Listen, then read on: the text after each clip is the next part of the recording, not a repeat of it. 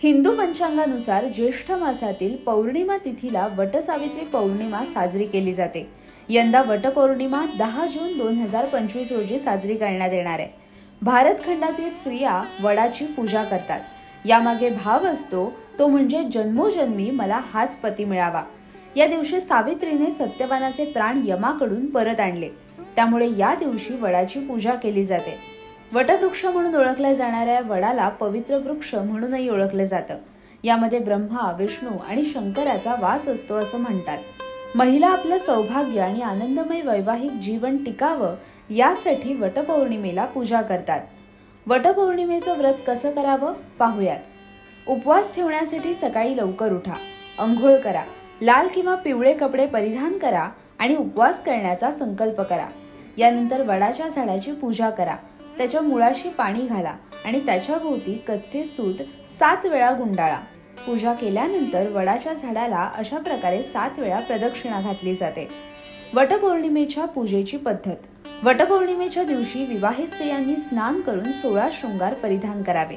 व्रताचा संकल्प करून पिवळ्या रंगाचे कपडे परिधान करावेत। वडाच्या झाडाला पूजण्यासाठी ताटात फुले, अक्षता, मिठाई, फणस, करवंद, जांभूळ, आंबा, हळदी कुंकू यासारख्या गोष्टी ठेवाव्यात।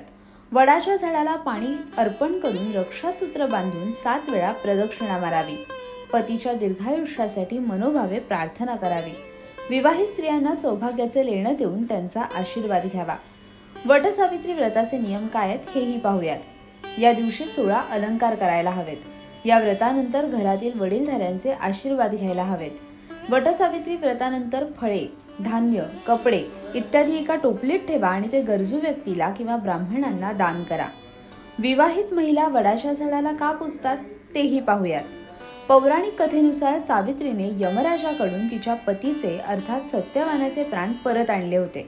त्यामुळे दरवर्षी ज्येष्ठ महिन्यातील शुक्ल पक्षातील पौर्णिमा तिथीला वटसावित्रीचं व्रत साजरं केलं जातं। तसंच आपल्या पतीच्या दीर्घायुष्यासाठी महिला हे व्रत करत असतात। वटसावित्री व्रताचं महत्त्व। वटसावित्री व्रताच्या दिवशी विवाहित स्त्रिया वडाची पूजा करेपर्यंत निर्जळ उपवास करतात। धार्मिक मान्यतेनुसार वटवृक्षाच्या खोडात विष्णू, मुळात ब्रह्मा आणि फांद्यांमध्ये शिव विराजमान असतात। तसंच वडाच्या झाडाच्या बऱ्याच फांद्यांना पारंब्या असतात। यालाच सावित्री मातेचे रूप मानलं गेलंय। त्यामुळे वटवृक्षाची पूजा केल्याने सर्व देवांचे आशीर्वाद आपल्याला लाभतात अशी मान्यता आहे। तुम्हाला ही माहिती कशी वाटली हे आम्हाला कमेंट करून नक्की कळवा आणि अशाच नवनवीन माहितीपूर्ण व्हिडिओजसाठी आणि बातम्यांच्या अपडेटसाठी ओनली मानिनीला नक्की सबस्क्राईब करा।